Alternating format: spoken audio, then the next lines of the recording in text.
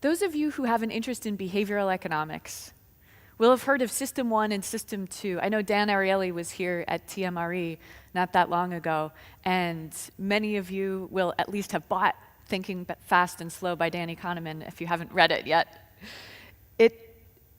Behavioral economics boils down to this in 30 seconds. We have two brains in our brain. Behavioral economists call these just very ungracefully System 1 and System 2. I refer to them as the alligator brain and the court. And what happens is the alligator brain, System 1, is this unconscious, fast, intuitive, automatic decision maker that makes almost all of our decisions. We imagine, though, that the court, our System 2 brain, is making a lot more decisions than it is, but the court is conscious, slow, deliberate, and effortful. Every time the court's got to make a decision, you've got to make arguments on both sides, hear all the evidence, the testimony, deliberate, and then make a decision. And you can't be doing other things with your brain while you're engaging the court, or System 2. You can think of System 1 like a first responder, because it is, and System 2 is a second guesser, but we don't always second guess our decisions, only sometimes. Think about going to the grocery store. We don't think that we're making unconscious decisions when we grab food and we put it in our cart. But what if every single one of those decisions was made by the court? You would have to look at this brand compared to that brand, this price compared to that one. Look at the nutritional information. What about the volume? What trade-offs do you want to make between sugar and preservatives? If we had to make even simple decisions like what food to put in our grocery cart with the court, we would never leave the grocery store. And the way humans operate is that we think that we're making these rational decisions when most of the time we're making decisions through habit, gut reflexes, and automatic behaviors that we have engaged in many, many times before, or rules that we have. Like at the grocery store, if your rule is you buy whatever orange juice brand is on sale, then you don't have to think about it. You don't have to take it to the court, and you can make that decision with your alligator brain. Here's something really freaky. Even the court makes decisions with the alligator brain. Bluma Zygarnik was a psychologist who in the 1920s was doing her PhD in Czechoslovakia, and she and her friends would go to this cafe where there was this one amazing waiter who could remember, no matter how big your table was, even if you had 15 people sitting there, every single person's drink order and food order, they would go around to tell him, and he would deliver them perfectly. And we've all had servers like this, right? So Bluma and her friends one day said, we're going to quiz him. So after he had brought all of the food and drinks to their large table, everybody put their napkin over their meal or their drink, and they called the waiter back, and they said, okay, tell us what we ordered. And he couldn't remember. He couldn't remember anybody's order. This waiter, who was had the most incredible memory, he couldn't remember their order. And the reason was that open loop had been closed.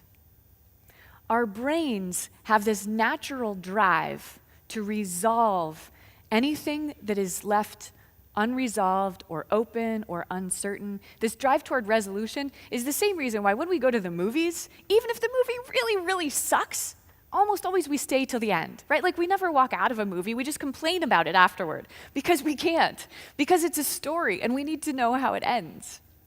This is an open loop. Clickbait. Open loops, stimulating your curiosity, grabbing the attention of your alligator brain. You never cared before, probably, what Will Smith might think about his son saying he wants to remove something. Trump's IQ, Hillary's IQ, we don't know. I don't even trust the internet to tell us what it actually is, but it stimulates your curiosity even if you never cared. He thought it was Bigfoot's skull, but then experts told him this. What could it be, right? Did Neanderthals die because they didn't have jackets? It's complicated. Not a question you have ever pondered, but it creates an open loop. Like when you saw a movie and you're trying to remember the name of that actor, And you're going, what was the name of the actor? What was the name of the actor? And your brain, thank God for the internet, right? Because otherwise we just sit there short-circuiting with these open loops of information we're trying to remember. I fell for most of these as I was creating this slide. The $10 billion hole too deep to fly over, by the way, is a diamond mine in Russia. And it's so deep that supposedly it creates a vortex, and helicopters are prohibited from flying over it because they can get sucked in. And Bigfoot's skull is a rock. Neanderthals, no, they didn't die because they didn't have jackets. But the silly part of it is that they use scarcity telling you, you can't buy more than 6 bottles of fish oil and 5 bottles of dish soap. Were you going to buy 7 bottles of fish oil? No, right? But scarcity still works when you end up buying 2 instead of 1. And temporal scarcity isn't just a gimmicky kind of transactional sales thing that pharmacists use. Even in international diplomacy, diplomats use the scarcity principle when they say to another country, here's the deal that we can offer you now under the current regime. When the regime changes, who knows? Might not be so good. Same principle, limited time.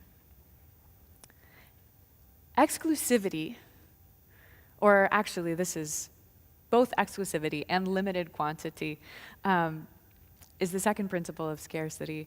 And anybody ever had Kopi Luwak coffee? This is the most expensive coffee in the whole entire world.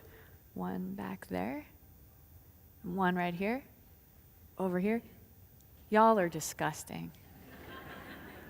They're like, I know, I've had it too because I fall for all of this stuff even though I teach it. Kopi Luwak coffee is limited in quantity because it's limited by the number of civet cats, this little creature, who are available to eat the coffee berries and poop them out before they get roasted and turned into Kopi Luwak coffee and sold for, ladies and gentlemen, $100 a pound. Why? Why have we eaten this pooped out coffee? Because it's cool, there's hardly any of it. It's exotic, it's exclusive, it's in limited supply.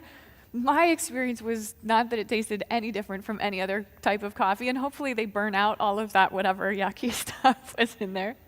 The scarcity principle. Exclusivity. Think about for yourself and your own presentations and your own research, how can you employ the scarcity principle? Perhaps limited time, limited quantity, and also exclusivity. Is it new information? Is it proprietary information? Is it information that not many people know? Is it controversial information, right? How can you convey a sense of scarcity even in a situation where it's not necessarily limited in time, not necessarily limited in quantity?